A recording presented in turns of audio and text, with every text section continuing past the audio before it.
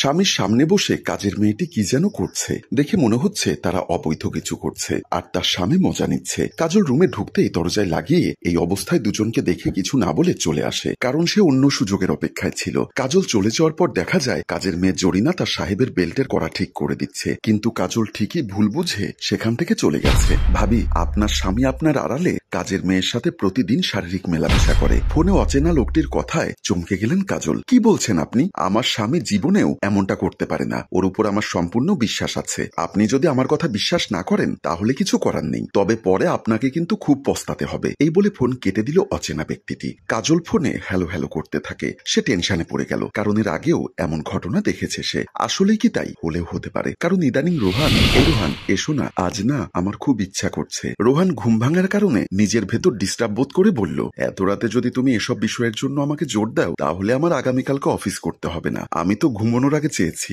তখন তো নিজেই দূরে ছিলে। প্লিজ কাজল, এখন ঘুমোও, আমাকেও ঘুমোতে দাও। বলে রোহান অন্য পাশ হয়ে ঘুমিয়ে যায়। কাজল মন খারাপ করে বাধ্য হয়ে শুয়ে পড়েছে আর ভাবছে, তোমার কি এমন হলো রোহান? তুমি কেন আমার সাথে এমন করছো? সে এসব ভাবনা বাদ দিয়ে মনে সন্দেহ পোষণ করে তার শাশুড়ির কাছে চলে যায়। কাজলের শাশুড়ি সোফায় বসে আছে। এমন সময় কাজল শাশুড়ি মায়ের কাছে এসে পাশে বসে বলল, মা, আমার আপনাকে কিছু বলার আছে। হ্যাঁ বৌমা, বলো। মা, রোহানকে মনে হয় জিনে পেয়েছে, ওকে ডাক্তার কিংবা কবিরাজ দেখানো দরকার। শাশুড়ি মা রাগী চোখে আমার দিকে তাকিয়ে বলল, কি বলছো বৌমা তুমি? তোমার মাথা ঠিক আছে? রোহান ঠিক সময়ে সব করছে, খাচ্ছে, আমার ঔষধও নিয়মিত দিচ্ছে দেখছি। তুমি কি সব আবল তাবল বলছো আমার রোহানের নামে? না মা, সত্যি বলছি, রোহানের স্বভাব কেমন যেন হয়ে গেছে। সে আমাকে আগের মতো সময় দেয় না। সবচেয়ে বড় কথা হচ্ছে ইদানিং জরিনার সাথেও দেখা যায়। জরিনা যখন তখন আমাদের রুমে এসে যায়। জরিনা মানে আমাদের কাজের মেয়ে জরিনার কথা বলছো তুমি? হ্যাঁ মা, কি আজব কথা। দেখি তোমার শরীর ঠিক আছে কিনা। বলেই কাজলের কপালে গলায় হাত দিয়ে দেখলো শাশুড়ি। দেখে বলল, শরীরে তো জ্বর নেই, তাহলে উল্টাপাল্টা বকছো কেন?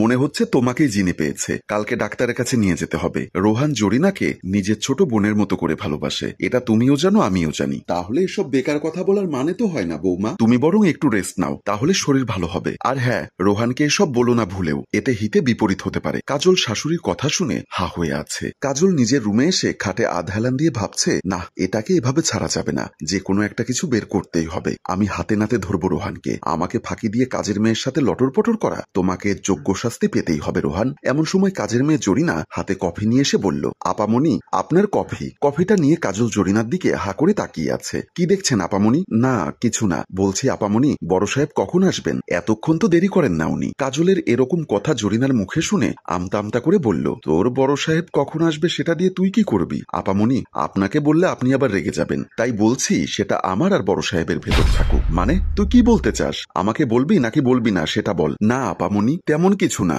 আমার আগামীকালকে 2000 টাকা লাগবে, সেটার জন্য বড় সাহেবকে আমি বলেছি, উনি আমাকে দিবে বলেছেন।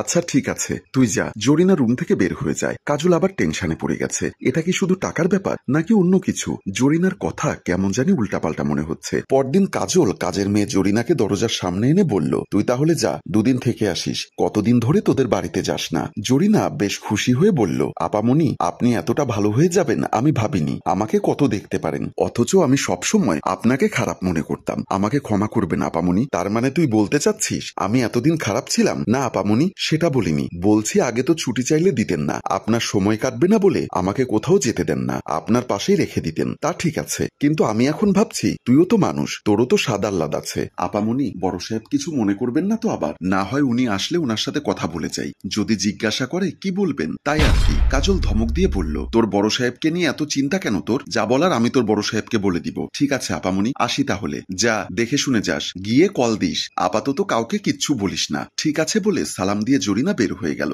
কাজল মনে মনে ভাবছে আজকে রাতেই রোহানকে হাতে নাতে ধরবো। তারপর একটা ডেফিল হাসি দিয়ে সেখান থেকে চলে আসে। কাজের মেয়ের রুমে পুরো শরীর ঢেকে ঘুমানোর ভান ধরে আছে কাজল। হালকা অন্ধকার রুম। সে মনে মনে ভাবছে, তোমাকে আজকে হাতে নাতে ধরবো চান্দু, অনেকদিন আমার হাত থেকে পালিয়ে বেরিয়েছ, আজকে দেখি কি করে পালাতে পারো। হঠাৎ দরজা খোলার শব্দে সে চোখ বন্ধ করে। রোহান এসে চুপি চুপি চাদরের নিচে ঢুকে যায়। তারপর শুরু করে দিল মনে যা যা আছে। সে কিছু না ভেবে শারীরিক সম্পর্কে মিলিত হয়। কাজলও বেশ চুপ করে থাকে, কারণ সে শেষ পর্যন্ত দেখতে চায়। এবার তার স্বামী বলল, আজকে তোমাকে অন্যরকম লাগছে কেন? গায়ের সুগন্ধিটা বেশ মায়া ভরা, কি যে একটা আনন্দ পাচ্ছি। কাজল এসব শুনেও কোনো কথা বলছে না, শুধু ভাবতে থাকে রোহানের ভয়েসটা কেমন যেন একটু চেঞ্জ হয়ে গেল। মনে মনে ভাবছে হয়তোবা ঠান্ডার কারণে তার স্বামীর কণ্ঠটা একটু চেঞ্জ লাগছে। ও ভাবছে আর রোহান তাকে ইচ্ছামতো করে তার সাথে শারীরিক সম্পর্ক করছে। কাজলও এতক্ষণে বেশ মজা পাচ্ছে, এজন্য আর কোনো কিছু বলছে না। রোহান শেষ করে পাশ শুয়ে বলল, বেশ মজা পেয়েছি আজকে জরিনা। কাজলও বলল, আমাকে তো তুমি আশা করনি এখানে, ঠিক না? বলেই কাজল উঠে লাইট দেয়। হকচকে তো ড্রাইভার হতভম্ব হয়ে বলে উঠল,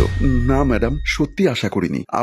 আপনি জরিনার রুমে কেন? কাজল যেন বেশ হতবাক হয়ে যায় রোহানের জায়গায় তাদের বাড়ির ড্রাইভারকে দেখে। সে তাড়াতাড়ি কাপড় ঠিক করে উঠে রুম থেকে বের হয়ে যায়। কাজল তড়িঘড়ি করে রুমে গিয়ে দেখে রোহান অনায়াসে চোখ বন্ধ করে ঘুমিয়ে আছে। কাজল রোহানকে দেখে পাশে বসে ভাবছে, এত ভালো একটা মানুষকে আমি সন্দেহ করেছি। ছি, আমি এত নিচু মনের। আমি এই মুখ ড্রাইভারকে দেখাবো কিভাবে? আমি মালকিন হয়ে ড্রাইভারের সাথে এসব ভাবতে আমার ঘেন্না হচ্ছে। আর এখানেই একটি বইয়ের সন্দেহের পরিণাম দেখিয়ে আমাদের গল্প শেষ হয়। সম্মানিত ভিউয়ার্স, পরিশেষে একটা কথাই বলবো, জামাইকে বেশি সন্দেহ করবেন না। অতি লোভে তাঁতি নষ্ট।